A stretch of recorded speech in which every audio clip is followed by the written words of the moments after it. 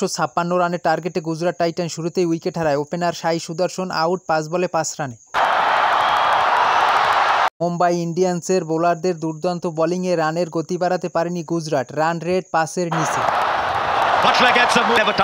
৬ over শেষে গুজরাট টাইটানের সংগ্রহ ১ উইকেটে ২৯ রান। শুভমান গিল ও জস বাটলার ধীরে ধীরে রানের গতি বাড়ানোর চেষ্টা করে।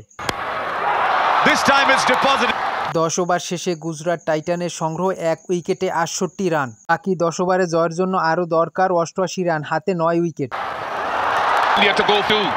দলীয় ৭৮ রানে জস বাটলার আউট ২৭ বলে ৩০ রানে। ১৩.৪ ওভারে গুজরাট টাইটান স্কোরবোর্ডে ১৭ রান তুলে। শেরফেন রাদারফোর্ডের ধুমধুমার ব্যাটে রানের গতি বাড়ায় গুজরাট টাইটান। শুভমান গিল ছিল এক প্রান্তে অবিচল।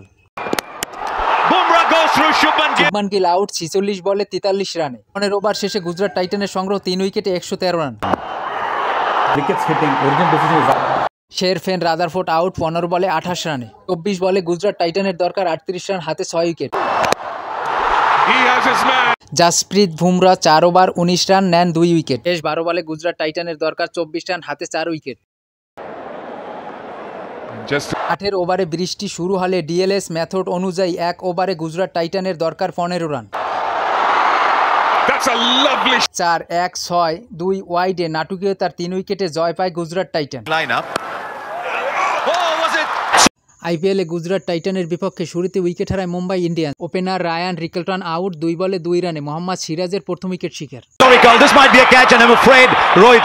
দলীয় ২৬ রানে মুম্বাই ইন্ডিয়ান্স দ্বিতীয় উইকেট হারায়। রোহিত শর্মা আউট ৮ বলে ৭ রানে। আরশেদ খানের উইকেট শিকার।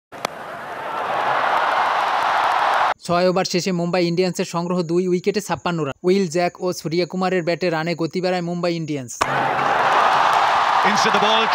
উইল জ্যাক ২৯ বলে অর্ধশত পূর্ণ করেন। ১০ ওভার শেষে মুম্বাই ইন্ডিয়ান্সের সংগ্রহ ২ উইকেটে ৮৯ রান। ৯৭ রানে মুম্বাই ইন্ডিয়ান্স তৃতীয় উইকেট হারায়।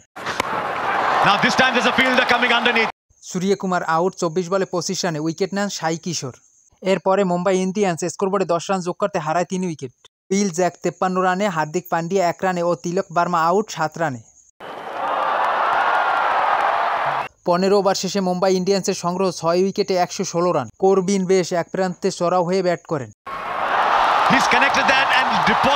২০ ওভার শেষে মুম্বাই ইন্ডিয়ান্সের সংগ্রহ ৮ উইকেটে ২৫৫ রান। করবিন বোস অপরাজিত ২২ বলে ২৭ রান।